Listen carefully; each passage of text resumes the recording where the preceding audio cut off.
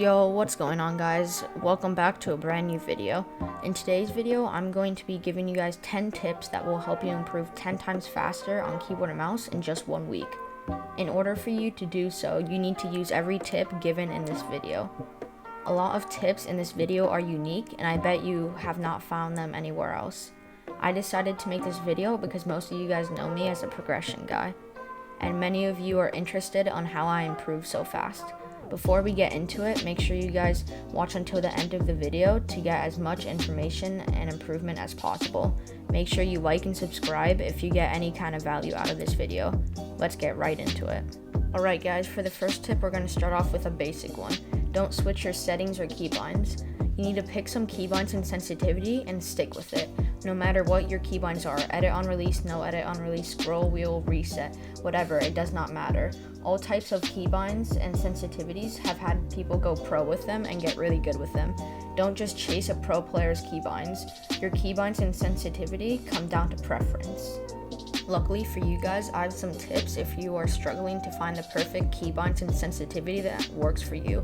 For sensitivity, I recommend playing with a maximum X and Y of 15% if you're on 800 DPI. If you're on 400 DPI, the maximum sensitivity I recommend you play on is 30% X and Y. Lastly, if you're on 1600 DPI, I recommend you play on a maximum of 7.5% X and Y. For keybinds, I would recommend having some side buttons on your mouse. This helps to clear up your fingers on your keyboard, which will in turn help you have better movement. For binds and sensitivity, I would recommend experimenting with what works for you before you go all in. Once you find the ones you like, remember not to change it at all. The next tip I have for you guys is also a very important one, and this is not to get frustrated or mad with yourself. When you are switching to keyboard and mouse, it is going to be very frustrating.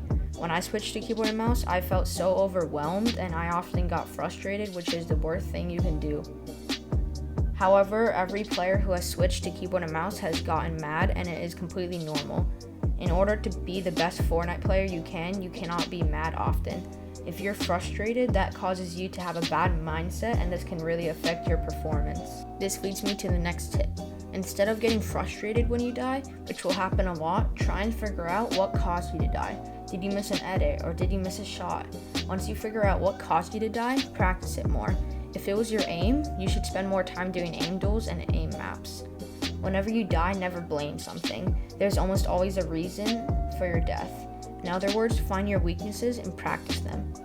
I did this and it helped me improve a ton. I will have a map code in the description with edit courses, aim maps, and piece control courses, which will help you a lot to practice your weaknesses. Alright, so on to the next tip. You must have confidence and determination in everything that you do. When you switch to keyboard and mouse, it is going to be very hard, but you cannot give up. I promise you, if you stick to keyboard and mouse for 1 month or even just 1 week, you will see massive growth. Many players end up quitting because they are not practicing right. When you are in a fight, you cannot be scared to fight a player. Every move that you make in Fortnite should be done with confidence. Many times it comes down to who is a more confident player. I'm not saying that you should be cocky, but you should believe in yourself. So now on to the next tip. This is very important if you want to improve. You cannot go back to controller when you make the switch. Many times you are playing and you will say, this kid is so bad, I could have easily beaten him on controller. However, switching to controller is one of the worst things you can do. If you're going to do this, you're just wasting your time by switching to keyboard and mouse. I have not even touched my controller since I made the switch. This has helped me a lot to stay focused on my progression.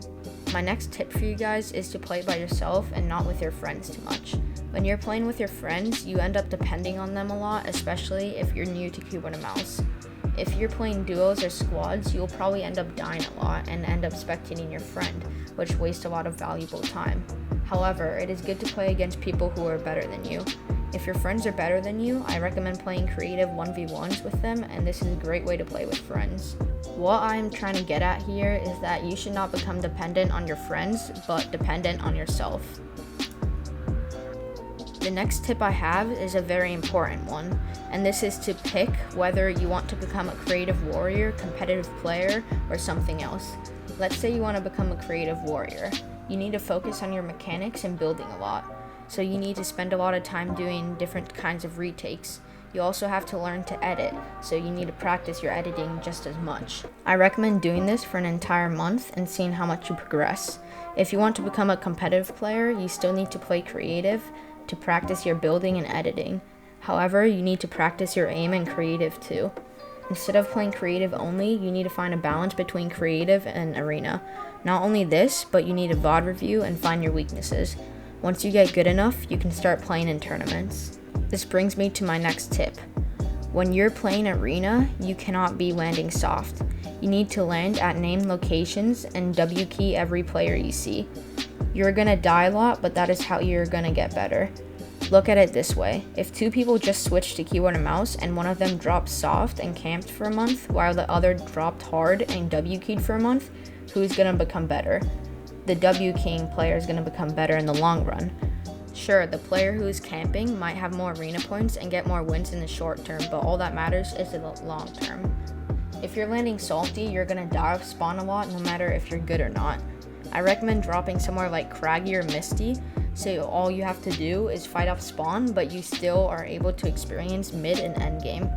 When you're doing this, you should be playing mostly arena and don't pay attention to your points because it is just a number.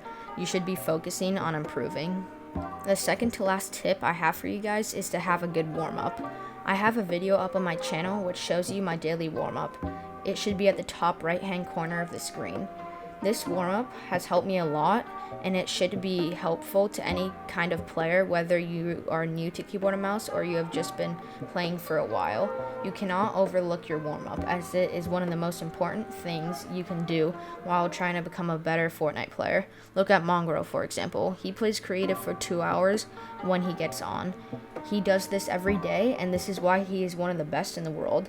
If you do not have a warm-up or you do not have a good one, I recommend watching the warm-up video I have up on my channel. Now to the last tip. This is one you guys probably did not expect, and it is to take care of your mental health. You should be taking breaks between long periods of playing. On your break, you can spend just 30 minutes exercising or doing something productive. You should also be having a good sleep schedule with at least 8 hours of sleep a day. I also recommend that you eat healthy. Instead of eating chips, eat a banana or apple. Remember to stay hydrated a lot throughout the day. I know I might sound like Dr. Vermax, but I'm just trying to give you guys the best and most unique tips out there. Alright guys, that's gonna do it for today's video. I really hope that you guys got some kind of value out of this video and that you learned something new. Please be sure to like and subscribe if you did enjoy this video.